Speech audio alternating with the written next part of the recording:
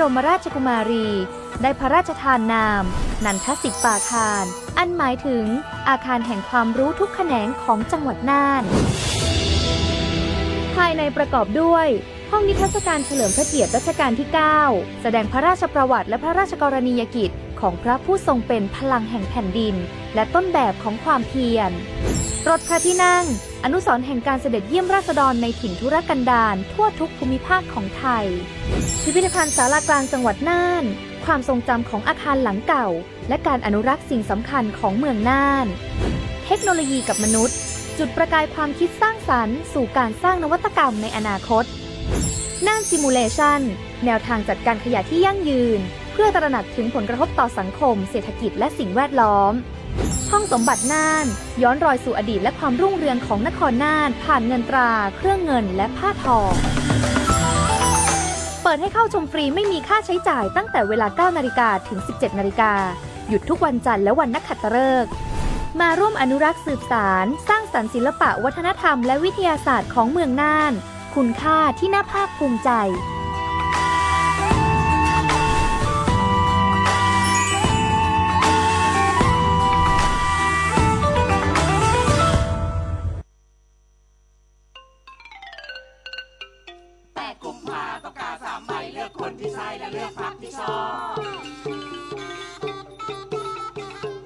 สีเขียวเลือกหนึ่งคนชมพูเลือกหนึ่งพรรคนโยบายน่ารักเลือกทั้งพรรคเลือกทั้งคนบัตรสีเหลืองต้องแสดงตัวตนใหม่เห็นชอบไม่เห็นชอบรู้โนลงไปครบแล้ว3 ใบไปใช้สิทธิ์ปาปาปาดีดาปาปาปาดีดาดีดาปาปาปาปาดีดาดีดาปา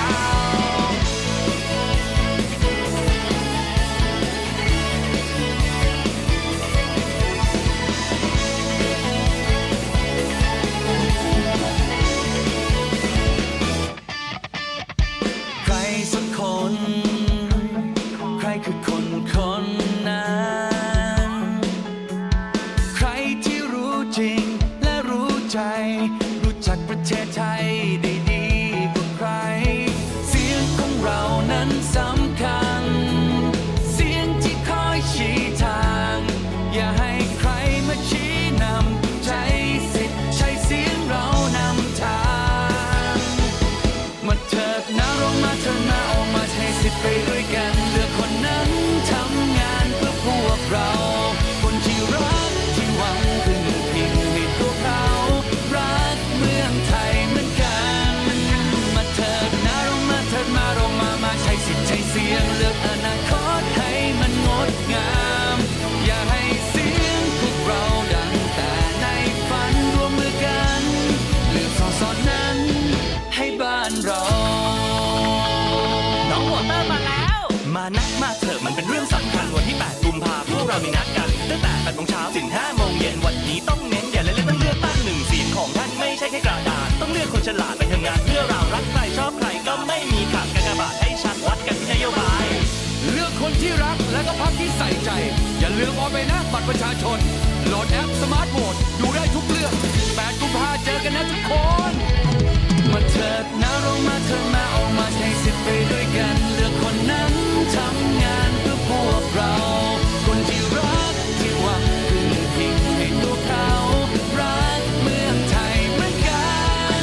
มาเถิดนะเรามาเถิดมาเรามาใช้สิทธิ์ใช้เสียงเลือกอนาคตให้มันงดงามอย่าให้เสียงพวกเราดังแต่ในฝันร่วมมือกันเลือกสอนั้นให้บ้านเราปาปาปาดีดาปาปาปาดีดาดีดาปาปาปาปาดีดาดีดาปาปาปาปาดีดาดีดาปาปาปาปาเดม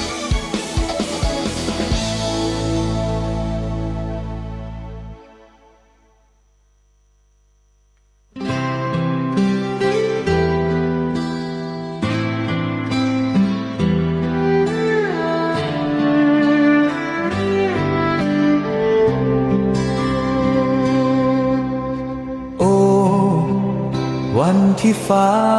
มน ผ่นดินปวดร้าวเหมือนดาวดวงแก้วได้ลาลับจากฟ้า24 ตุลาคมที่ผ่านมาน้ำตาไทยหลั่งทั่วลาเมื่อทราบข่าว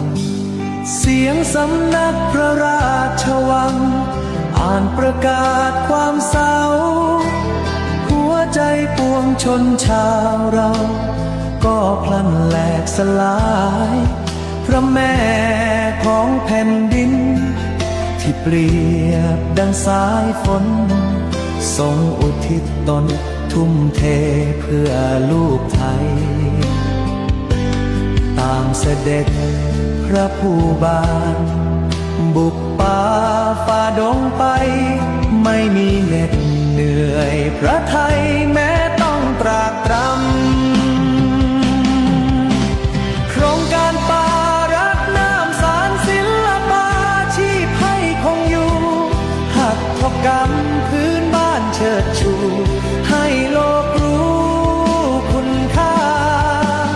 ผ้าไหมแพรว่าสวยงามจากหยาดเหงื่อและน้ำตาทุกโครงการที่ทรงทำมาคือสิ่งที่ล้ำค่าของชาติไทย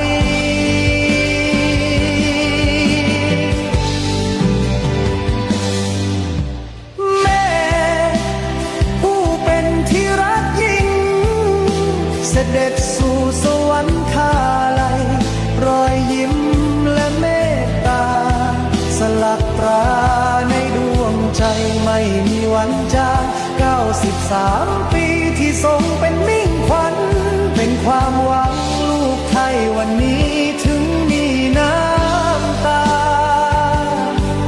แต่จะเดินตามรอยทางที่พระแม่ทรงสร้างเอาไว้จะรักษาไว้ตลอดไป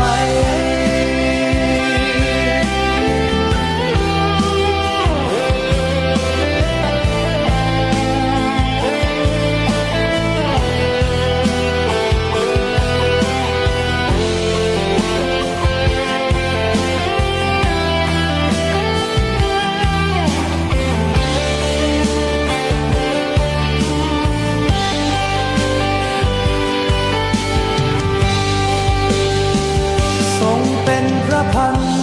ปีหลวงเป็นแม่ของลูกทุกคนหยาดพระเศรษฐที่หล่นทุกหยดเพื่อปวงประชาพระเมตตาไม่มีสิ้นสุดไม่มีแม้ซึ่งเวลาแม่ผู้ให้ชีวิตให้แสงนำทางตราบชั่วนิรันดร์แม่ผู้เป็นที่รักยิ่งเสด็จสู่สวรรคาลัยรอยยิ้มและเมตตาสลักตราในดวงใจไม่มีวันจาง93 ปีที่ทรงเป็นมิ่งขวัญเป็นความหวังลูกไทยวันนี้ถึงมีน้ำตาแต่จะเดินตามรอยทางที่พระแม่ทรงสร้างเอาไว้จะรักษาไว้ตลอดไปจากวันนี้ไปฟ้าดินคงเงียบเหงาแต่พระคุณของแม่เราจะเล่าสู่ลูกหลานขอทรงเสด็จสู่สวรรคาลัยน้อมกราบลงตรงนี้สถิตคู่ฟ้าดินสมเด็จพระนางเจ้าสิริกิติ์พระบรมราชินีนาพระบรมราชนีพันปีหลวงน้อมสำนึกในพระมหากรุณาธิคุณ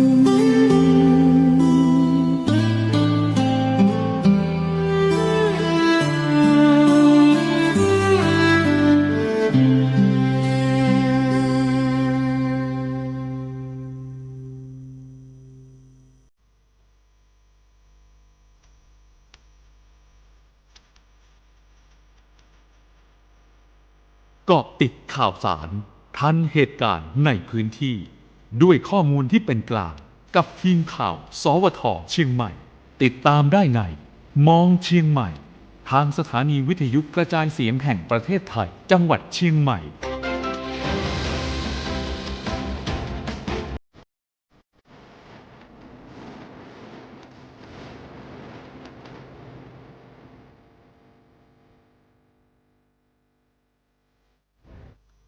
สวัสดีครับสวัสดีท่านผู้ฟังทุกท่านนะครับไปหูแปลกตาหน่อยนะ สวัสดีทักทายคุณผู้ฟังนะครับในเช้าของวันพุธที่ 4 กุมภาพันธ์ 2569 นะครับกับทีมข่าวสวทเชียงใหม่เพราะมองเชียงใหม่นะครับมากับรายการมองเชียงใหม่เพราะเชียงใหม่มีเรื่องให้มองมากกว่าที่คิดร่วมจับประเด็นร้อนเรื่องราวใกล้ตัวกับฝ่ายข่าวสวทเชียงใหม่ในรายการมองเชียงใหม่เราเจอกันทุกเช้าวันจันทร์ถึงวันพฤหัสบดีนะครับตั้งแต่เวลา 8 โมงเช้าเป็นต้นไปทาง FM 93.25 เมกะเฮิรตซ์และก็ 98 เมกะเฮิรตซ์รวมไปถึงท่านที่ติดตามรับฟังผ่านทาง Facebook Fanpage สวทเชียงใหม่ PRD กันด้วยนะครับคลื่นข่าวสารและประชาชนจะเดินไปพร้อมๆกันครับช่วงนี้หลากหลายเรื่องราวครับโดยเฉพาะเรื่องของโค้งสุดท้ายในการเลือกตั้งนะครับแล้วก็อากาศช่วงนี้ที่ยังเย็นอยู่นะฮะ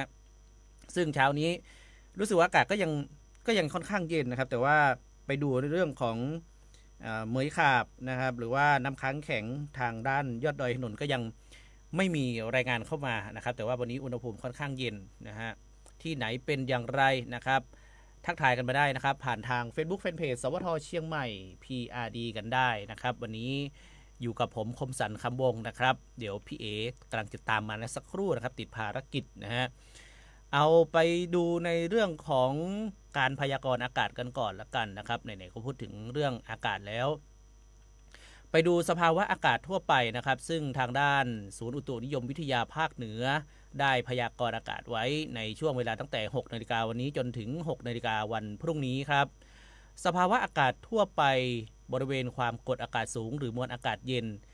กำลังปานกลางค่อนข้างแรงยังปกคลุมประเทศไทยตอนบนลักษณะเช่นนี้ทำให้ภาคเหนือมีอากาศเย็นถึงหนาวกับมีหมอกในตอนเช้า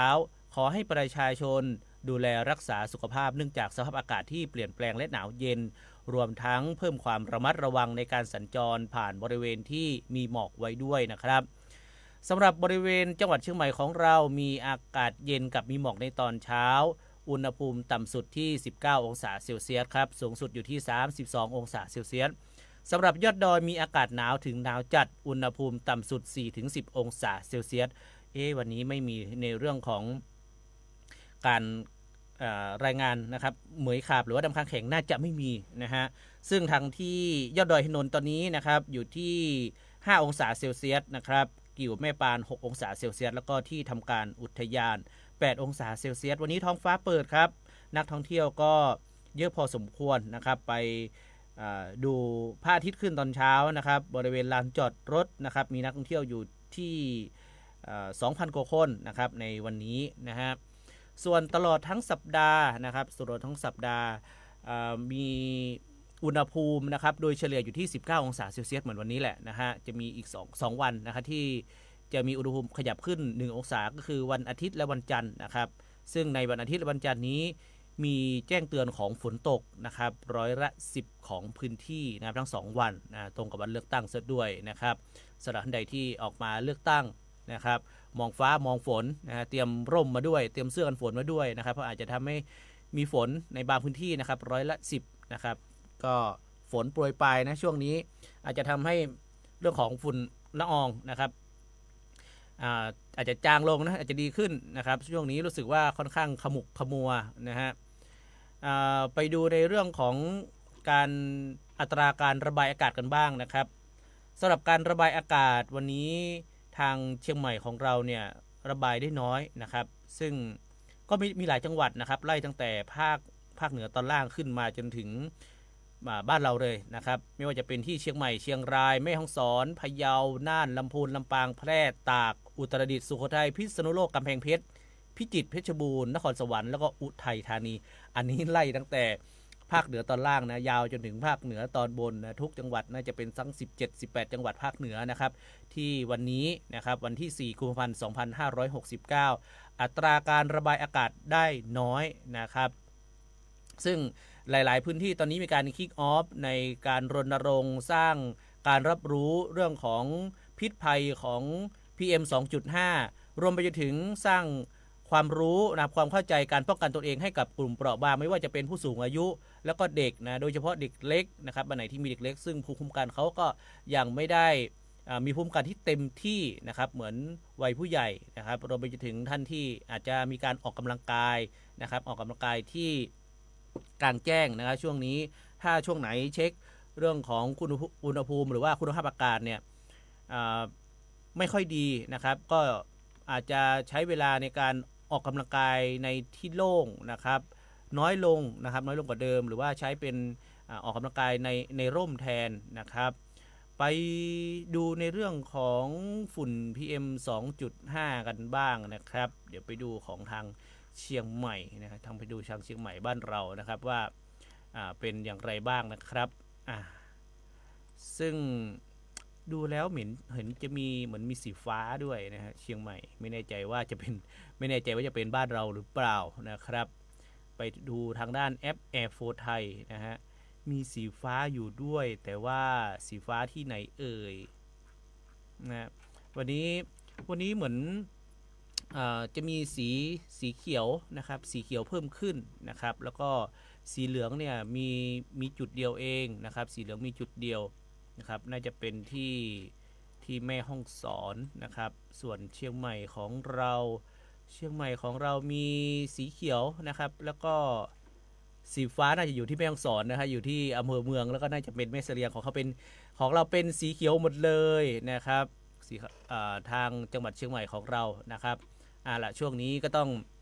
ขอความร่วมมือนะครับขอความร่วมมือที่จะมาดูเรื่องของฝุ่นละอองนะครับเรื่องของฝุ่นละอองนะครับในช่วงเวลานี้นะครับซึ่งทางฝุ่นละอองของทางจังหวัดเชียงใหม่ของเรานะครับทางจังหวัดเชียงใหม่ของเราเรื่องของฝุ่นละอองเนี่ยก็มีการให้ทางเจ้าหน้าที่เนี่ยไม่ว่าจะเป็นทีมแพทย์เนี่ยออกตรวจสุขภาพของกำลังพลนะครับออกตรวจสุขภาพของกำลังพลที่จะออกปฏิบัติภารกิจดับไฟป่านะครับซึ่งก่อนที่จะออกไปปฏิบัติภารกิจเนี่ยก็มีทีมแพทย์นะครับทางด้านโรงพยาบาลสันทรายเนี่ยก็ลงพื้นที่นะครับออกตรวจบริการสุขภาพให้กับกำลังพลนะครับที่จะออกไปปฏิบัติหน้าที่ในการป้องกันแก้ไขปัญหาไฟป่าหมอกควันนะครับซึ่งเมื่อวานนี้เนี่ยมีการออกตรวจทั้งหมด128คนเนี่ยพบว่าสามารถที่จะปฏิบัติภารกิจได้เนี่ยจำนวน108คนเจ้าหน้าที่อีก19คนเนี่ยปฏิบัติภารกิจดับไฟป่าได้แต่มีข้อจำกัดนะครับแล้วก็มีอีก1ท่านเนี่ยที่ไม่สามารถปฏิบัติภารกิจดับไฟป่าได้นะครับอาจจะมีปัญหาเรื่องของสุขภาพนี่นะฮะก็จะเป็นความห่วงใยแล้วก็เป็นการเตรียมความพร้อมนะครับให้กับเจ้าหน้าที่ก่อนที่จะออกปฏิบัติภารกิจนะครับเพราะว่าเรื่องของความปลอดภัยนะครับเรื่องของการดูแลสุขภาพในระหว่างปฏิบัติงานเนี่ยเป็นเรื่องที่สำคัญนะครับรวมไปถึงโรงพยาบาลส่งเสริมสุขภาพตำบลหลายแห่งครับก็ได้ร่วมกับอสม.ในพื้นที่เนี่ยทำกิจกรรมเคาะประตูบ้านแจกหน้ากากอนามัยให้กับกลุ่มเปราะบางในพื้นที่ไม่ว่าจะเป็นผู้สูงอายุนะครับกลุ่มเสี่ยงพร้อมทั้งให้การแนะนำดูแลการป้องกันตนเองในสถานการณ์ฝุ่นละอองขนาดเล็ก PM 2.5 เป็นการเตรียมความพร้อมให้กับสถานการณ์นะครับเกิดสถานการณ์ขึ้นเนี่ยนะครับแล้วก็เป็นการสร้างความตระหนักรู้แก่ประชาชนในพื้นที่ในการมีส่วนร่วมในการป้องกันตนเองอย่างยั่งยืนนะครับ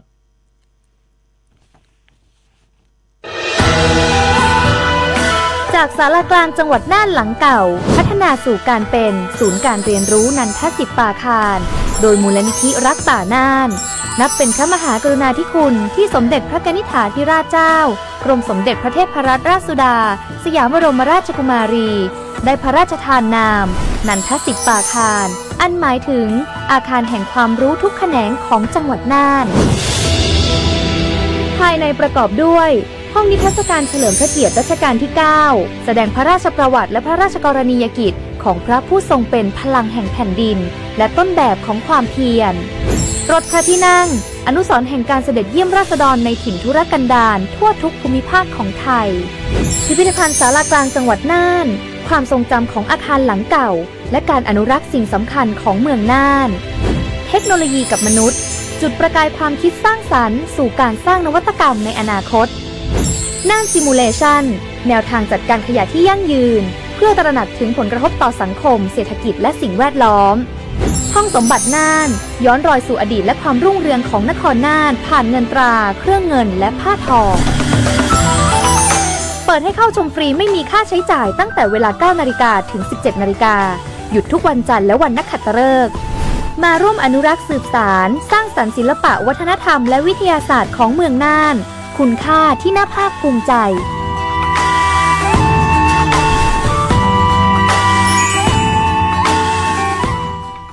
สวัสดีค่ะทักทายคุณผู้ฟังที่ติดตามพวกเราอยู่นะคะกลับมาประจำการแล้วค่ะวันนี้กลับมาประจำการอาจจะมาช้าสักนิดหนึ่งเผอิญว่าวันนี้ติดภารกิจในช่วงเช้าแล้วก็เลทสักนิดหนึ่งนะคะก็คุณคมสันทักทายแล้วก็พูดถึงเรื่องของอากาศเรื่องของหมอกควันไปแล้วแอบฟังในรถอยู่ด้วยนะคุณผู้ฟังก็ได้ทราบว่าวันนี้เนี่ยคือตัวดิฉันเองเนี่ยฉันรู้สึกว่าอากาศดิฉันเนี่ยจะอุ่นขึ้นเลยนะ19 องศาพี่ขยับขึ้นเล็กน้อยแสดงว่าวันนี้ดิฉันรู้สึกตรงกับคุณผู้ฟังนะตรงกับทุกท่านเมื่อวานนี้เนี่ยดิฉันไม่ตรงกับใครเลยดิฉันรู้สึกว่าร้อนในช่วงเช้าอุณหภูมิเพิ่มสูงขึ้นแล้วก็ยังคงต้องบอกคุณผู้ฟังว่าระมัดระวังเรื่องของการเผาในที่โล่งทุกชนิดกันด้วยนะคะคุณผู้ฟังเพราะว่าอากาศช่วงนี้พออากาศปิดปุ๊บเรื่องของหมอกควันหนาแน่นเลยทีเดียวจะแอบไปดูเมื่อสักครู่คุณพูดถึงแล้วใช่ไหมในส่วนของหมอกควันใช่ครับวันนี้เหมือนดีขึ้นกว่าเมื่อวานนะพี่เอเพราะว่าดีขึ้นกว่าเมื่อวานดีขึ้นกว่าเมื่อวานครับเมื่อวานนี่ส้มใช่วันนี้เขียวเยอะมากๆนะคะก็ถือว่าวันนี้อากาศดีกว่าเมื่อวานที่ผ่านมาก็ถือเป็นอีก1 วันค่ะแต่ยังคงต้องแจ้งเตือนคุณผู้ฟังเรื่องของงดเผาในที่โล่งทุกชนิดกันด้วยนะคะพอมาถึงขออนุญาตทักทายก่อนเลยคุณผู้ฟังนะคะสำหรับเช้าวันนี้เราก็ต้องทักทายคุณผู้ฟังว่าเดี๋ยวสักครู่เนี่ยเราจะมีพูดคุยกับทางด้านของกกต.เหมือนเดิมนะคะกับช่วงของเกาะติดเลือกตั้ง69และการออกเสียงประชามติค่ะวันนี้เนี่ยเราจะมารู้จักกับผู้ตรวจการเลือกตั้งคุณครับท่านจะเป็นใครเนาะเราอาจจะไม่ค่อยคุ้นมีด้วยเหรอผู้ตรวจหลายคนอาจจะไม่ใครจะว่ามีด้วยเหรอด้วยความสงสัยมีผู้ตรวจด้วยเหรอครับเมื่อก่อนดิฉันก็คิดอย่างนั้นแหละมีด้วยเหรอผู้ตรวจอะไรอย่างเงี้ยคุณวันนี้เราจะมารู้จักท่านกันนะคะว่าผู้ตรวจของเชียงใหม่เนี่ยในการเลือกตั้งครั้งเนี้ยมีกี่คนแล้วท่านทำอะไรกันบ้างเราสามารถร้องเรียนผ่านท่านได้หรือเปล่าอะไรอย่างไรเนี่ยเดี๋ยวเรามาคุยกันในช่วงของเกาะติดเลือกตั้งแต่ช่วงนี้ทักทายคุณผู้ฟังก่อนค่ะคุณวารินทักทายเรามาสวัสดีมีความสุขค่ะวันนี้อากาศที่หมู่บ้านโครงการไลฟ์เย็นอ่อนๆกำลังสบายค่ะแต่ยังต้องดูแลรักษาสุขภาพนะคะเพราะเราไม่ทราบว่าสิ่งที่ได้รับมันคือหมอกหรือว่าควันหมอกจางๆและควันคุณนึกถึงเพลงเดียวกับฉันเลยดิฉันนึกถึงพี่เบิร์ดมาก่อนเลยหมอกจางๆและควันคุณวารินค่ะทักทายเรามาเป็นสติกเกอร์รูปหัวใจคุณสิรินันท์สวัสดีวันพุธดีเจเสียงเพราะค่ะนะคะแล้วก็ส่งสติกเกอร์รูปดอกไม้มาเป็นกำลังใจให้เราด้วยน้องต้นน้ำปรมินทร์ค่ะทักทายเรามานะคะเป็นสติกเกอร์เยี่ยมคุณพงศักดิ์ทักทายเรามาหวัดดีครับคุณพระเครื่องทวดไทยทักทายเรามาเป็นสติกเกอร์กระจายเสียงค่ะคุณจันยาทักทายเรามาสวัสดีเช้าวันพุธค่ะบอกว่าวันนี้คุณคมสันฉายเดี่ยวนะคะมาคู่ตอนนี้ฉายคู่แล้วครับมาคู่แล้วนะคะคุณป้าพนีแซวดิฉันคุณสาวงามมัวหลามบอลมาขวายแตะหลามบอลคือหลามบอลก็ถ้าเป็นพื้นเมืองก็จะเป็นเหมือนแกงบอลนะครับหลามบอลที่คุณดิฉันชอบมากเลยนะดิฉันชอบแกงเลยนะเขาเรียกแกงตุนเหรอคะอันนั้นแกงตูนครับอันนี้แกงบอลอันนี้มันมีแกงบอลด้วยเหรอตูนเนี่ยก็คือกินก้านมันแล้วบอลน่ะบอลก็คือใบอ่อนๆใบที่ยังม้วนอยู่ครับแล้วก็ขั้นตอนการทำก็ค่อนข้างยุ่งยากนะพี่เอ๋มันคันด้วยแล้วก็ ต้องตัด อ๋อ เอาไปล้างเอาไปนึ่ง อืม นะครับ ก่อนที่จะเอามาแกงเนี่ยนะครับ คือจะบอกว่าดิฉันเนี่ยชอบหลามปลาคุณ ลักษณะคล้ายกันก็คือใช้กระบอกคล้ายๆกระบอกไม้ไผ่ใหญ่ๆนะครับเขาเรียกว่าหลามก็คล้ายๆกับหลามปลานะครับเอาเหมือนบอลก็เหมือนกันก็ไปใส่ในนั้นนะครับต่างหลังก็ถ้าไม่ทันใจก็ใช้หม้อเลยฮะ เอาเหรอ ดิฉันชอบหลามป่านะคุณ ครับ คุณสุคนทักทายเรามา สวัสดีเจ้าสันปะตองอากาศเย็นเจ้า คุณสาธรทักทายเรามา สวัสดีครับท่านผู้ดำเนินรายการทีมงานและผู้ฟังตึงมวลครับ ตอนนี้อยู่ที่นนทบุรี อากาศตอนนี้26องศา เมื่อเจ้า23องศา ค่าฝุ่น PM 2.5 เนี่ยอยู่ที่28.3 ไมโครกรัมต่อลูกบาศก์เมตร AQI อยู่ที่64 วันนี้เป็นสีเหลือง อากาศค่าคุณภาพอากาศอยู่ในระดับปานกลาง วันติดที่แล้วผมไปเลือกตั้งมาแล้วครับ ที่ศูนย์โทรคมนาคมนนทบุรีจำเลขลำดับในบัญชีได้จะผ่านไปได้โวยครับนะก็คือถ้าจำเลขตัวเก่าได้ก็จะผ่านตรงนั้นไปแบบต้องไปหาเนาะคุณเนาะ ครับ ต้องไปซ่อถ้าเป็นคนเมืองก็ต้องไปซ่อ อืม ก็บอกว่าชอบฟังรายการเฮาได้สาระความรู้ดีนะเจ้า ขอบคุณค่ะ คุณสุทธิศักดิ์ทักทายเรามาสวัสดีครับ ผู้ดำเนินรายการมาครบ2ท่านแล้วครบแล้วค่ะ คุณป้าพันนีบอกว่าเย็นเจ้านี้หมอกควันเจ้าหนุ่มห้องเพลงตัวเยี่ยม มา7 ประโยค 7 กรรมอะ หมอกจางๆและควัน5บ่ได้ ได้ เนาะ ตึงมือได้ตึงมือ 5บ่ได้นะหมอกจางๆและควันเนี่ยนะคุณตายบอกว่า สวัสดีหนุ่มสาวทีมงาน วันนี้คุณเอมาขวายรถติดเนาะเจ้า วันนี้น้องเอติดภารกิจตอนเจ้าน้อยหนึ่งเจ้าช่วง7 โมงครึ่งแล้วก็เลยมาเลทนิดหนึ่งเนาะเจ้า วันนี้อากาศเย็นออกกำลังกายให้ความอบอุ่นแก่ร่างกายดูแลสุขภาพช่วยแชร์เจ้า ขอบคุณเจ้า วันนี้ก็ดูแลสุขภาพนะเจ้า คุณสุทธิศักดิ์บอกว่า ช่วงเสาร์อาทิตย์นี้เชียงใหม่มีฝนเบาๆบางพื้นที่เป็นช่วงที่จะหมดหนาวไปร้อนนะคะ คุณสุทธิชัยขออภัยค่ะ คุณสุภาชัย ทักทายเรามา สวัสดีครับ สุขสันต์วันพุธครับทีมข่าวสวทเชียงใหม่ครับ คุณสุภาชัยส่งสติกเกอร์รูปหัวใจมาเป็นกำลังใจให้เรานะคะ คุณกิ่งแก้วบอกว่าสวัสดีเจ้าฟังทุกวันเจ้าฟังอยู่ที่ป่าสางเจ้าขอบคุณเจ้า คุณตายบอกว่าตูนกับบอลวิธีทำคนละอย่างเจ้าบอลถ้าทำบอกเป็นเปิ้นว่าจะคันเจ้า ใช่ครับ โอ้คุณนะ น่ามาเห็นไหมวิถีคนเมือง วิธีคนเมือง คือดิฉันเนี่ยไม่ค่อยถนัดคือดิฉันน่ะชอบเป็นคนชอบกินแกงตุนคุณ ครับ ดิฉันว่าอร่อยดีแกงตุนในความรู้สึกดิฉันนะแบบ คือนึกถึงสายบัวคุณคือแบบโดยปกติแล้วเป็นคนชอบกินแกงสายบัวก็จะแบบ ก็จะคล้ายๆกัน ถ้าแกงสายบัวกับแกงตูนก็คล้ายๆกันคือกินก้านมัน แต่ว่าหลามบอลแกงบอลนี่ก็คือกินใบอ่อน ใบอ่อนที่ยัง มันก็เป็น ยังไม่บาน ขดๆ ยังม้วนอยู่ เงี้เหรคุณอ๋อ ครับ ฉันเรียกขดเจ้าคุณเรียกม้วน นั่นแหละมันยังม้วนอยู่ อ๋อแล้วก็เอาไปหลามในกระบอกอย่างเงี้ ตั ย ด เหรอ เอามาล้างเสร็จแล้วก็เอาไปนึ่งนะครับ ปกติจะไปนึ่งก่อน นึ่งก่อนเสร็จถึงจะมาแกงนะครับ ให้มันเละๆนี่แหละให้มัน แล้ว แล้วๆอีเนาะ ครับ อ๋อคือมันแล้วๆไว้ แล้วก็ คุณคมสันบอก ๆ คุณผู้ เอา ฟัง ใส่แบบเขาเรียกว่าคากิแข้งหมูเนี่ยหรือว่าหนังหมูเนี่ยนะฮะ คุณท้องคากีกะ คากิ ถ้าเป็นดิฉันท้องไอ้นี่เนอะอย่างก็ดิฉันท้องตีนหมู เออ มันก็ ตีนหมูเดี๋ยวบางคนจะไม่เข้าใจไง อ๋อ แต่ถ้าเป็นผมเนี่ยผมจะใส่หนังควายครับ หึ แกงเส้นหนังควาย อร่อยเหรอคุณ อร่อย ขอไปคนที่ไม่กินเนื้อ คือด้วยความดิฉันไม่ค่อยทานเนื้อดิฉันก็เลยไม่รู้ว่ามันนะครับ อ่ะคุณผู้ฟัง อร่อยเป็นคนละแบบครับพี่เอ อร่อยเป็นคนละแบบ ครับ ช่วงนี้เราไป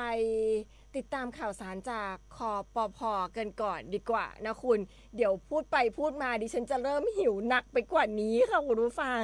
ติดตามข่าวสารจากคอปพกันก่อนช่วงนี้ค่ะ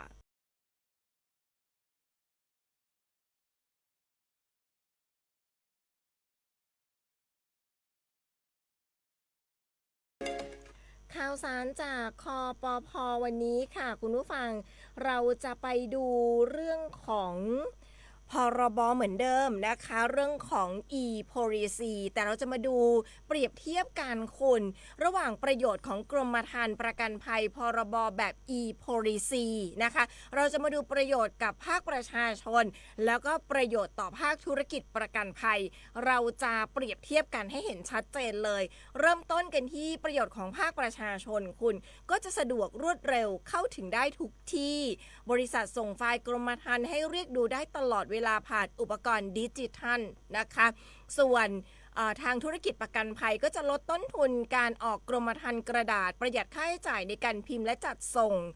ประชาชนป้องกันการจำหน่ายประกันภัยผิดกฎหมายตรวจสอบความถูกต้องได้จากระบบกลางส่วนภาคธุรกิจประกันภัยก็ลดโอกาสการทุจริตของตัวแทนนะคะออกกรมธรรม์โดยบริษัทเท่านั้นประชาชนใช้สิทธิ์ได้รวดเร็วทางด้านของประกันภัยก็จะลดระยะเวลาข้อผิดพลาดเรื่องของการส่งข้อมูลเข้าสู่ระบบของคปภ.ได้แม่นยำและรวดเร็วขึ้นในส่วนของภาคประชาชนค่ะจะป้องกันในส่วนของการสูญหายนะคะก็จะเก็บในระบบแล้วค่ะส่วนภาคประกันภัยก็จะเสริมสร้างความน่าเชื่อถือคุณนี่ก็บอกว่าเป็นประโยชน์สำหรับในส่วนของกรมธรรม์ประกันภัยที่ระหว่างภาคประชาชนกับภาคธุรกิจประกันภัยที่ค่อนข้างจะชัดเจนเลยทีเดียวนะคุณก็ถือว่าชัดเจนนะถ้าถามดิฉันน่ะครับอันนี้ก็เป็นข่าวสารดีๆนะคะจากในส่วนของคปภ.เดี๋ยวช่วงนี้เราไปติดตามในส่วนของเลือกตั้งกันก่อนนะคะเกาะติดเลือกตั้งเราไปช่วงนี้กันเลยค่ะ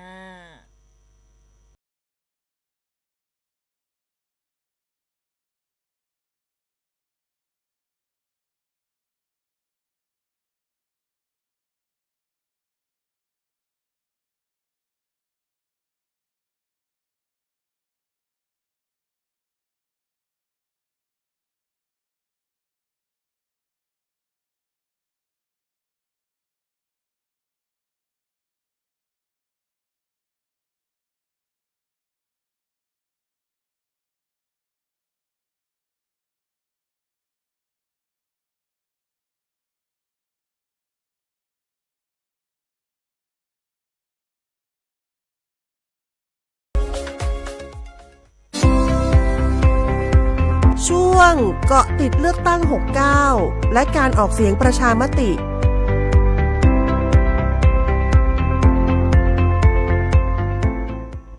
กลับเข้ามากันในช่วงของออกเสียงการเลือกตั้งปี 2569 การเลือกตั้งสมาชิกสภาผู้แทนราษฎรปี 2569 และการออกเสียงประชามติค่ะอย่างที่เราเกริ่นไว้ในช่วงต้นรายการว่าวันนี้เนี่ยเราจะมีการพูดคุยนะคะกับทางกกต.แต่วันนี้เนี่ยเราจะมาทำความรู้จักกับผู้ตรวจการเลือกตั้งประจำจังหวัดเชียงใหม่หลายๆท่านก็อาจจะเหมือนดิฉันมีด้วยหรือนะคะแล้วเขามีหน้าที่อะไรใช่อันนี้คือสิ่งที่พวกเราอยากรู้วันนี้ค่ะเราจะคุยกับทางด้านของคุณทรงพลนาคนุผู้ตรวจการเลือกตั้งประจำจังหวัดเชียงใหม่ตอนนี้ท่านอยู่ในสายกับเราแล้วสวัสดีค่ะสวัสดีครับสวัสดีครับสวัสดีค่ะวันนี้ก็ขออนุญาตเรียกท่านผู้ตรวจนะคะยินดีครับยินดีค่ะท่านผู้ตรวจคะสิ่งแรกที่ต้องคุยกันอาจจะต้องถามว่าผู้ตรวจคืออะไรแล้วหน้าที่ของท่านทำอะไรสำหรับการเลือกตั้งครั้งนี้คะครับถ้าต้องพูดถึงบทบาทหน้าที่ของผู้ตรวจการเลือกตั้งก็จะมีทุกจังหวัดนะครับไม่ใช่เฉพาะจังหวัดเชียงใหม่นะครับตัวผู้ตรวจการเลือกตั้งเนี่ยจะมีกฎหมายรองรับไว้นะตามพระราชบัญญัติประกอบรัฐธรรมนูญว่าด้วยคณะกรรมการการเลือกตั้งนะครับก็ที่เขียนไว้ว่าในกรณีที่มีการเลือกตั้งสสก็ดีนะครับการเลือกตั้งการเลือกสวก็ดีนะเขาบอกว่ากำหนดให้กกต.เนี่ยคณะกรรมการการเลือกตั้งเนี่ยต้องจัดให้มีผู้ตรวจการเลือกตั้งอันนี้เป็นข้อกฎหมายประจำจังหวัดทุกจังหวัดทำหน้าที่นะถ้าอำนาจหน้าที่โดยตรงเราก็จะแยกเป็น4เรื่องหลักๆนะครับเรื่องที่1ก็ตรวจสอบการปฏิบัติงานของเจ้าหน้าที่ที่ดำเนินการเลือกตั้งนะครับเจ้าหน้าที่ของรัฐนะครับแล้วก็ในกรณีที่เขาไม่ได้ปฏิบัติตามระเบียบต่างๆเนี่ยตัวผู้ตรวจการเลือกตั้งซึ่งจะทำหน้าที่แทนของคณะกรรมการการเลือกตั้งเนี่ยนะครับก็จะตักเตือนแจ้งให้ปฏิบัติให้ถูกต้องนะอำนาจที่2คืองานที่ภารกิจที่2ก็อาจจะเป็นเรื่องของการตรวจสอบการกระทำผิดกฎหมายเกี่ยวกับการเลือกตั้งและพรรคการเมืองนะครับ ก็คือเราผู้ตรวจการเลือกตั้งก็คือใช้อำนาจของกกตนะครับกรณีหรือการกระทำที่เป็นเหตุให้มีการเลือกตั้งไม่เป็นไปโดยสุจริตและเที่ยงธรรมนะครับแล้วก็มีหน้าที่ในการตรวจสอบนะครับในประเด็นที่3ที่จะนำเรียนให้ทราบก็คือการเข้าประเด็นที่เลือกตั้งที่นับคะแนนเพื่อสังเกตการณ์นะหรือกรณีที่มีเหตุอื่นเนี่ยในวันเลือกตั้งเนี่ยผู้ตรวจการก็อาจจะแวะไปเยี่ยมเยียนนะครับแล้วสุดท้ายก็คืออำนาจอื่นๆซึ่งทางคณะกรรมการการเลือกตั้งจะมอบหมายเป็นภารกิจให้ไปดำเนินการนะครับอันนี้คืออำนาจหลักๆโดยภาพรวมของผู้ตรวจการเลือกตั้งค่ะในส่วนของผู้ตรวจการเลือกตั้งเนี่ยมีทั้ง10เขตไหมคะมี10คนไหมคะหรือว่าอย่างไรคะคือตามกฎหมายกำหนดให้มีผู้ตรวจการเลือกตั้งจังหวัดหนึ่งไม่เกิน8คนแล้วแต่ขอบเขตของเขตเลือกตั้งสสเป็นตัวเกณฑ์นะฮะในจังหวัดเชียงใหม่เรามีทั้งหมด8ท่านผู้ตรวจการเลือกตั้งจะเป็นคณะ8ท่านแล้วก็จะแยกย้ายกันลงพื้นที่ครับซึ่งในตัวของคณะผู้ตรวจการเลือกตั้งเนี่ยจะลงทำงานตั้งแต่เดือนธันวาแล้วเราเข้าพื้นที่ไปตั้งแต่เดือนธันวานะครับก็จะแบ่งพื้นที่เข้าไปดูแลแล้วก็สลับหมุนเวียนกันไปนะครับทั้ง25อำเภอของจังหวัดเชียงใหม่ทั้ง10เขตเลือกตั้งนะผู้ตรวจการเลือกตั้งนะครับเพราะนั้นผู้ตรวจการเลือกตั้งมีอยู่8ท่านนะครับ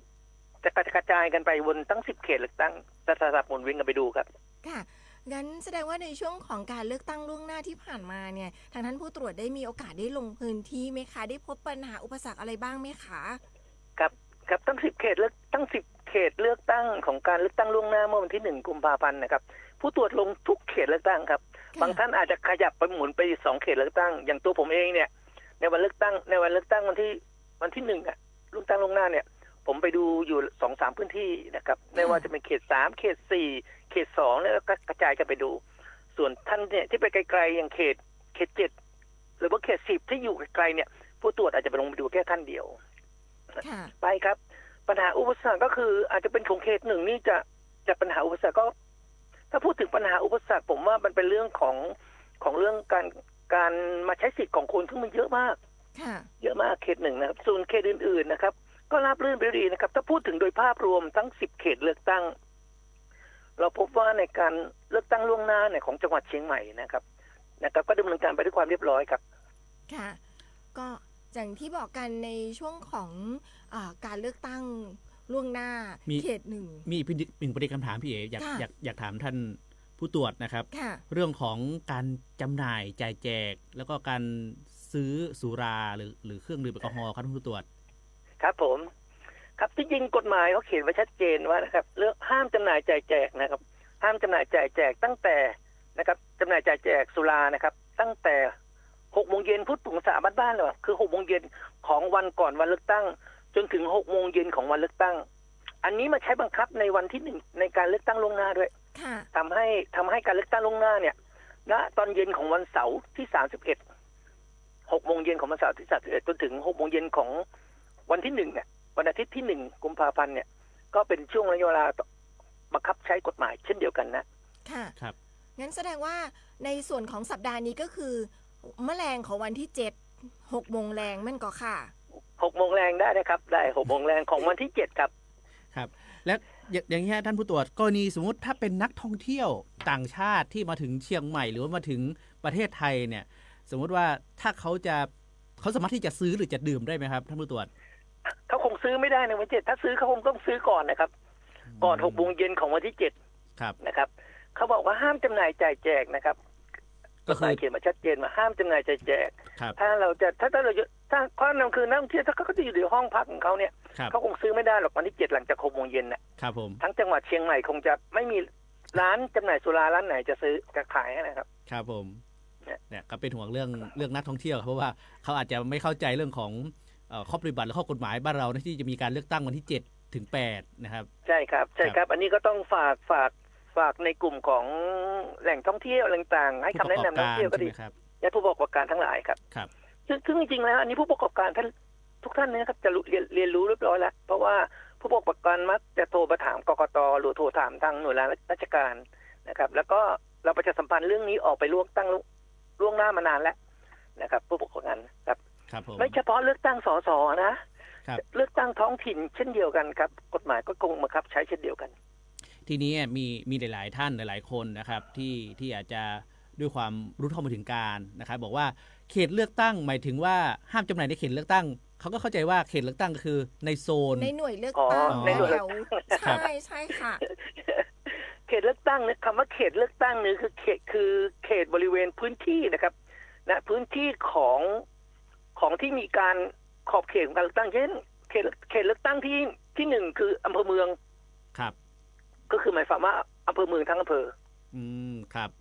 เนี่ยความหมายของนี้ทีนี้การเลือกตั้งสสเนี่ยนะครับเป็นการเลือกตั้งทั้งประเทศ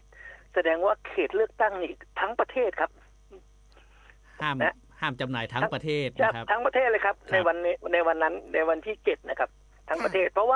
าเรามีการเลือกตั้งทั้งประเทศเลยครับพร้อมกัน ค่ะในกรณีที่วันที่ 8 กุมภาพันธ์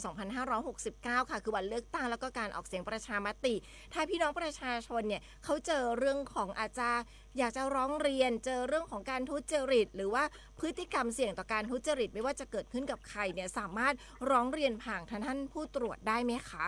ได้ครับนะครับหรือในเว็บไซต์ของกกตเนี่ยจะมีรายชื่อของผู้ตรวจเข้าไปเรียบร้อยแล้วก็ยังมีหมายเลขโทรศัพท์ติดต่อ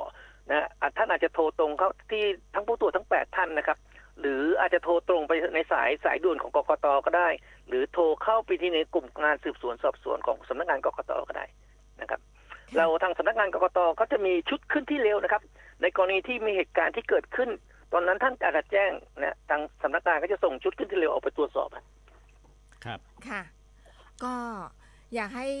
ท่านผู้ตรวจค่ะประชาสัมพันธ์สักนิดนึงสิ่งที่ท่านอาจจะเป็นห่วงจากการไปลงพื้นที่ตั้งแต่เดือนธันวาคมที่ผ่านมาจนถึงปัจจุบันแล้วก็อาจจะต่อไปในช่วงของโค้งสุดท้ายที่จะมีการเลือกตั้งและการออกเสียงประชามติค่ะอยากให้ท่านประชาสัมพันธ์เน้นย้ำทั้งในส่วนของผู้สมัครเองนะคะในส่วนของผู้มีสิทธิ์เลือกตั้งแล้วก็ตลอดจนผู้ที่เกี่ยวข้องรวมถึงอาจจะเป็นเรื่องของกปน.ด้วยค่ะว่าท่านลงพื้นที่มาเห็นอะไรที่อาจจะเป็นพฤติกรรมเสี่ยงไหมคะอย่างไรคะครับผมครับก็จะฝากถึงนะครับในการเลือกตั้งสมาชิกสภาผู้แทนราษฎรไม่ว่าจะเป็นหรือว่าและการออกเสียงประชามติกันเนี่ยมันเป็นความเกี่ยวพันของพี่น้องประชาชนทั้งประเทศนะครับเพราะฉะนั้นคนที่มาเกี่ยวพันไม่ว่าจะเป็นผู้สมัครก็ดีนะครับผู้สมัครรับเลือกตั้งก็ดีนะครับผู้ที่เกี่ยวข้องต่างๆเช่นพี่น้องประชาชนผู้มีสิทธิเลือกตั้งทั้งหลายนะครับผู้มีสิทธิเลือกตั้งนะครับแล้วก็กรรมการประจำหน่วยอันนี้เป็นองค์คาพยพที่จะทำให้การเลือกตั้งดำเนินการไปด้วยความเรียบร้อยนะครับแล้วก็จะฝากย้ำว่าตัวผู้สมัครก็ระมัดระวังเรื่องการฝ่าฝืนมาตรา73คือการให้การซื้อสิทธิ์ขายเสียงเนี่ยที่พี่น้องประชาชนจะทราบกันอยู่นะครับเรื่องของการหาเสียงนะกฎหมายกำหนดไว้ชัดเจนว่านะครับตั้งแต่ 6 โมงเย็นเหมือนกันครับ 6 โมงเย็นนะ 6 โมงเย็นของวันที่7นะครับวันเสาร์ที่7เนี่ย 6 โมงเย็นท่านต้องหยุดหาเสียงแล้วนะครับวันเสาร์ที่7ต้องหยุดหาเสียงนะผู้สมัครครับระมัดระวังให้ดีๆนะครับในส่วนของนะครับผู้ที่มีสิทธิเลือกตั้งต่างๆเนี่ยในกรณีที่เข้าไปใช้สิทธิเลือกตั้งระวังนะครับอาจจะมีเราคงเห็นว่ามันมีบางท่านอาจไปโพสต์หรือว่าไปทำคอนเทนต์อะไรต่างๆนะครับกฎหมายเขาว่าห้ามผู้มีสิทธิเลือกตั้งใช้เครื่องมือหรืออุปกรณ์ใดๆถ่ายภาพบัตรเลือกตั้งที่ตนเองได้ลงคะแนนแล้วอันนี้มีความผิดตามกฎหมายนะครับฝากน้องๆที่เป็นนิวโวเตอร์หรือว่าคนรุ่นใหม่เนี่ยนะครับเมื่อห้ามถ่ายภาพบัตรเลือกตั้งแล้วก็โชว์นะครับมีโทษนะครับโทษตามกฎหมายนะทั้งจำทั้งปรับนะครับกรณีผู้มีสิทธิเลือกตั้งเช่นเดียวกันนะครับกฎหมายชัดเจนว่าห้ามผู้มีสิทธิเลือกตั้งเรียกรับหรือยอมจะรับเงินเพื่อลงคะแนนหรืองดเว้นไม่ลงคะแนนนะครับเขาให้ก็อย่าไปรับนะครับมีมักจะพูดว่าให้มาเถอะรับแล้วไม่ลงให้นะครับรับก็ผิดนะครับคนให้ก็ผิดคนรับก็ผิดนะครับในกปน.เช่นเดียวกันในส่วนของกรรมการประจำหน่วยตอนนี้ช่วงระหว่างนี้เรามีการอบรมคณะกรรมการประจำหน่วยเลือกตั้งทุกเขตเลือกตั้งนะครับกระจายไปหมดนะผู้ตรวจก็จะลงไปสังเกตการณ์นะครับเพราะฉะนั้นขอฝากถึงกรรมการประจำหน่วยว่าให้ฟังวิทยากรที่เขาบรรยายอบรมให้ดีแล้วก็ยึดถือปฏิบัติให้ถูกต้องตามกฎหมายนะครับฝากไว้เราอยากให้คนไทยทุกคนผู้มีสิทธิเลือกตั้งทุกคนนะปฏิบัติหน้าที่ให้เป็นไปตามกฎหมายนะครับการเลือกตั้งก็จะเป็นไปด้วยความเรียบร้อยครับค่ะท่านผู้ตรวจคะขออนุญาตอีกสักนิดหนึ่งได้ไหมคะอันนี้แบบว่ามีความรู้สึกว่าในเรื่องของวันเลือกตั้งค่ะอย่างพี่น้องประชาชนเนี่ยเรื่องของสีเสื้อเรื่องของการใส่เลขประจำตัวผู้สมัครหรือว่ามีชื่อผู้สมัครไปที่หน่วยเลือกตั้งเนี่ยมีความผิดไหมคะอันนี้ก็ต้องระมัดระวังนะครับตัวพี่น้องประชาชนอาจจะไม่ผิดนะอาจจะส่งผลกระทบไปกระถึงผู้สมัครนะครับเพราะฉะนั้นเราก็ส่วนมากเราจะประชาสัมพันธ์ว่าขอระมัดระวังหน่อยนะสีเสื้อนี่คงไม่เป็นปัญหาอะไร ค่ะ แต่ในเสื้อที่มีชื่อผู้สมัครหมายเลขผู้สมัครติดไปในเสื้อเนี่ยก็ขอให้ระมัดระวังเพราะว่าอาจจะส่งผลกระทบกับตัวผู้สมัครที่เรานิยมชมชอบโดยตรงนะครับ อันนี้ฝากไว้ ค่ะ แล้วก็เสื้อแบบจะเป็นแจ็คเก็ตที่แบบว่าที่แบบอาจจะมีการแจกก่อนหน้านี้ค่ะท่านผู้ตรวจที่แบบอาจจะมีป้ายแบบชื่อพรรคอยู่ข้างหลังหรือข้างหน้า อันนี้ด้วยไหมคะ ปกติเสื้อแจ็คเก็ตหรือว่าเสื้อที่มีรายชื่อผู้สมัครนะที่เขาลงสมัครนะครับเขาจะแจกได้เฉพาะตัวคนที่ขึ้นเป็นบัญชีผู้ช่วยหาเสียงเท่านั้นเพราะฉะนั้นพี่น้องประชาชนทั่วๆไปก็คงจะไม่ได้รับนอกจากพี่น้องประชาชนนั้นเป็นผู้ช่วยหาเสียงของผู้สมัคร ซึ่งตัวผู้สมัครเขาจะกำชับไปแล้วว่า ตัวผู้ช่วยหาเสียงต่างๆเนี่ยอย่าใส่เสื้อไปนะครับ ครับมีอีกนิดหนึ่งครับกรณีน้องๆ New Voter นะสายคอนเทนต์สามารถที่จะถ่ายรูปบัตรเลือกตั้งที่ลงคะแนนแล้วโพสต์ได้ไหมบางทีอยากถ่ายรูปคู่กับบัตรลงคะแนนแล้วนะอะไรอย่างนี้ได้ไหมครับท่านผู้ตรวจไม่ได้ครับมีความผิดอย่างที่ผมนำมาเรียนไปเมื่อสักครู่นะครับมีความผิดตามกฎหมายนะครับถ่ายรูปบัตรเลือกตั้งที่ลงคะแนนแล้วก็โพสต์ทำคอนเทนต์เนี่ยผิดกฎหมายชัดเจนเลยครับโทษแรงนะครับผมไม่อยากบอกว่าโทษรุนแรงมากเลยอย่างถามเลยครับจำคุก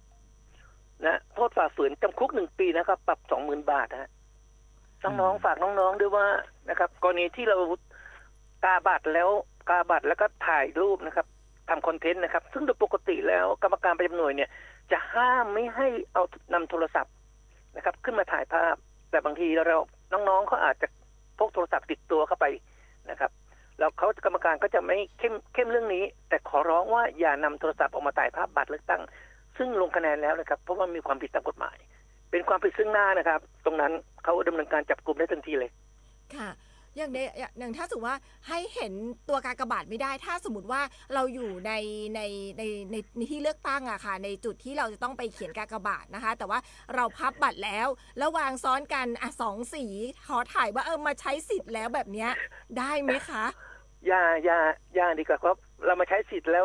เขาไม่ได้ห้ามที่ถ่ายภาพบริเวณนอกหน่วยนะด้านหน้าหน่วยไม่ได้ห้ามนะครับแต่ต้องไม่เป็นการรบกวนผู้สมัครคนอื่นนะครับเขาห้ามเขากรรมการประจำหน่วยจะกำชับเรื่องเครื่องมือสื่อสารก่อนจะเข้าอยู่แล้วนะสมัยก่อนๆในการเลือกตั้งนี่เราเคยถึงขนาดว่าห้ามนำเข้าเลยนะครับโทรศัพท์มือถือเนี่ยห้ามนำเข้าไปในหน่วยเลือกตั้งแต่ปัจจุบันแล้วก็เป็นการอนุโลมผ่อนปลนกันว่าเอาเข้าไปเถอะนะครับแต่อย่าเอาขึ้นมาถ่ายภาพเพราะนั้นขอความร่วมมือน้องๆนะครับว่าอย่าทำเลยดีกว่าคอนเทนต์วิธีการอื่นน่าจะชัดเจนมากกว่านี้นะค่ะก็ต้องฝากไว้สำหรับ New Voter เรื่องของการถ่ายภาพนะคะถ้าจะถ่ายเชิญชวนมาใช้สิทธิ์กันดีกว่าเนาะดีกว่าครับใช่ครับอันนั้นก็ประเด็นนั้นเป็นสิ่งที่อยากให้น้องๆ New Voter หรือว่าคนรุ่นใหม่ต่างๆเนี่ยเราเชิญชวนมาใช้สิทธิ์ของตัวเองดีกว่านะคะวันนี้ต้องขอบพระคุณท่านผู้ตรวจการเลือกตั้งประจำจังหวัดเชียงใหม่ค่ะคุณทรงพลนาคหานุนะคะขออภัยดิฉันอ่านชื่อนามสกุลผิดเมื่อสักครู่ขออภัยด้วยค่ะครับผมค่ะไม่เป็นไรครับค่ะวันนี้ขอบพระคุณมากๆค่ะยินดีครับค่ะสวัสดีค่ะสวัสดีครับค่ะก็ต้องบอกว่านี่ก็เป็นผู้ตรวจการเลือกตั้งนะคะประจำจังหวัดเชียงใหม่คุณ1 ใน 8ท่านนะคะคุณทรงพลวันนี้ก็มาให้ข้อมูลเยอะเลยโดยเฉพาะเรื่องของคอนเทนต์สายคอนเทนต์เนี่ยคุณต้องฟังเลยนะที่ท่านผู้ตรวจบอกอย่าทำเลยแล้วก็แบบอะไรแบบหัวใจจุบุเนี่ยไม่ต้องนะห้ามทำเครื่องหมายทุกชนิดนะพี่เอในบัตรเลือกตั้งกากบาทอย่างเดียวนะอย่างที่เราบอกกันทุกครั้งแน่คือดีนะเล็งให้แม่นๆกากบาทให้อยู่ในช่องนะรักใครชอบใครนะครับรักพรรคไหนชอบพรรคไหนกาในช่องนะครับขอให้มีจุดตัดนะครับอยู่ในช่องนะครับเป็นกิน ใช้ได้นะครับก็ช่วงนี้นะครับช่วงนี้ทางด้านจังหวัดเชียงใหม่เองเนี่ยมีการตรวจนะครับรอการตรวจประเมินนะครับที่เราจะขอขึ้นเป็นมรดกโลกจากยูเนสโกนะครับช่วงนี้ก็ประเด็นที่ร้อนแรงในเชียงใหม่ก็จะเป็นเรื่องของเขาเรียกว่าอะไรคนที่ไปพ่นสีตามกำแพงวัดตอนนี้มีเยอะมากนะครับหลายๆวัดนะครับซึ่งตามเขาเรียกว่าตามการที่จะไปประเมินวัดเนี่ยวัดที่ของเราเนี่ยครับซึ่งมีทั้งหมดเนี่ยหลายวัดด้วยกันนะครับหลายวัดด้วยกันและวัดที่อยู่ในเขตเขาเรียกว่าคูเมืองด้านในนะครับทั้งหมดด้วยนะครับที่จะ อยู่ในส่วนประกอบของทั้ง7วัด5ประตูเมือง4แจงแล้วก็1กำแพงนะครับซึ่งตอนนี้ก็อย่างที่เราเห็นในภาพข่าวในสื่อโซเชียลมีเดียนะครับมีการไปพ่นกำแพงนะครับกำแพงวัดต่างๆนะครับทำให้คือจากสีขาวนะครับก็ตอนนี้ดูไม่ได้เลยนะครับซึ่งเราจะมีการตรวจประเมินกันในช่วงเดือนมิถุนายนที่จะถึงนี้ก็คือช่วงกลางปีนี้นะครับที่จะจังหวัดเชียงใหม่จะเข้าสู่การพิจารณาของคณะกรรมการยูเนสโกนะครับซึ่งทางด้านจังหวัดเชียงใหม่เองนี่ก็เร่งดำเนินการพัฒนาและปรับปรุงพื้นที่โดยรอบของโบราณสถานนะครับทั้งหมดเนี่ยก็จะเป็นอย่างวัดเนี่ยครับวัดจะเป็นวัดเชียงมั่นครับวัดพระสิงห์วรมหาวิหารวัดเจดีย์หลวงวรวิหารวัดพระธาตุดอยสุเทพราชวรวิหารวัดสวนดอกพระอารามหลวงวัด7ยอดพระอารามหลวงวัดอุโมงค์รวมถึง5ประตูเมืองแล้วก็4แจ่งกำแพงเมืองนะครับโดยวัดในคูเมืองชั้นในเนี่ยส่วนใหญ่เนี่ยก็ตรงตามเกณฑ์ของยูเนสโกอยู่แล้วนะครับด้วยเป็นพื้นที่ที่ถูกจำกัดด้วยเทศบัญญัติว่าด้วยการก่อสร้างอาคารนะครับส่วนวัดที่อยู่นอกคูเมืองจะต้องมีการติดตามแล้วก็ปรับปรุงภูมิทัศน์บางส่วนนะครับตอนนี้เป็นห่วงก็คือวัดที่อยู่ในคูเมืองชั้นในนี่แหละนะครับที่เป็นข่าวกันพี่เอไปพ่นกำแพงกันช่วยกันเป็นหูเป็นตาแจ้งเจ้าหน้าที่ตำรวจได้นะครับถ้าพบเห็นนะครับเรื่องของคนที่ไปใช้สเปรย์นะครับใช้สีไปพ่นตามกำแพงวัดกำแพงเมืองนะครับแจ้งเจ้าหน้าที่ได้นะครับคิดไม่ออกก็191เลยครับค่ะสุดท้าย 8:55 นาทีก็คงต้องเน้นย้ำเรื่องของบัตรเลือกตั้งคุณครับ3 สี3 บัตรนะครับ3 สี3 บัตรกาดีๆแนดีๆเหมือนคุณคมสันบอกกาแล้วบดีใส่หัวใจบ่ต้องใส่เนอะคุณผู้ฟังจุบูอีกกับบ่ต้องนะบ่ต้องใส่เนอะ3 สีมีสีอย่างพ่อของคุณคมสันสีเขียวครับสีเขียวเลือกสสแบบแบ่งเขตนะครับรักใครชอบใครเลือกคนเลือกคนเลือกคนสีเขียวเลือกคนนะครับเลือกสสเลือกคนสีชมพูเลือกพรรคนะครับพรรคนโยบายพรรคอาจจะโดนใจเลือกพรรคไหนนะครับชอบพรรคไหนก็ว่ากันไปนะครับพอหย่อนเสร็จ2บัตรเรียบร้อยเขียวกับแดงเดินเถิบไปอีกนิดนึงเตลไปแถม15 ก้าก็จะไปรับบัตรสีเหลืองนะครับซึ่งเป็นการออกเสียงประชามตินะครับ3 บัตรนี้เสร็จสิ้นนะครับส่วนท่านที่ออกเสียงล่วงหน้าเมื่อวันอาทิตย์ที่ผ่านมาวันที่1ที่ผ่านมาก็จะได้แค่บัตรเดียวก็คือบัตรสีเหลืองบัตรเดียวแต่คือต้องเป็นผู้ที่ลงทะเบียนขอใช้สิทธิ์เลือกตั้งขอใช้สิทธิ์ออกเสียงประชามตินอกเขตนะคะใช่ครับในช่วงของต้นปีที่แล้วก็อย่าลืมเรื่องของบัตรประชาชนพี่เอ๋บางทีจะหวังพึ่งแต่สมาร์ทโฟนแอปพลิเคชันบางทีคนใช้ได้เยอะในหน่วยเลือกตั้งอาจจะทำให้ระบบล่มได้หมุนทิวชัวร์ที่สุดคือบัตรประชาชนครับหมดอายุก็ใช้ได้ที่เนี่ยบัตรประชาชนพกเถอะใบขับขี่ก็ได้อยู่นะแต่ใบขับขี่ต้องไม่หมดอายุนะแล้วก็มีพาสปอร์ตได้อยู่แล้วก็บัตรประจำตัวผู้พิการหลังๆเนี่ยตั้งแต่ใบขับขี่มาเนี่ยต้องไม่หมดอายุหมดอายุได้อย่างเดียวก็คือบัตรประจำตัวประชาชนเท่านั้นนะคะแล้วก็กากบาทต้องกาจะได้คุณกากบาทอย่างที่บอกกาอยู่ในช่องกาในช่องที่เปิ้ลคือกานะไม่ใช่กาทับเลขมาได้นะคุณกาทับเลขก็ไม่ได้กาทับคนก็ไม่ได้มาต้องกาทับเลขมาต้องกาในช่องว่างๆสีขาวๆชื่อพรรคเดี๋ยวมาต้องไปกาทับเปิ้ลนะแล้วก็ไม่ต้องทำเครื่องหมายใดๆทั้งสิ้นยกเว้นกากบาทในช่องหัวใจกับบ่เอาเซ็นชื่อกำกับกับบ่ต้องไอ้หนอจูบูฮักนะไอ้บ่ต้องเอาเนาะมาเอาสักอย่างก็คือกากบาทคุณผู้ฟังคือการมีจุดตัดอยู่ในช่องเพียงจุดเดียวเท่านั้นนะคะ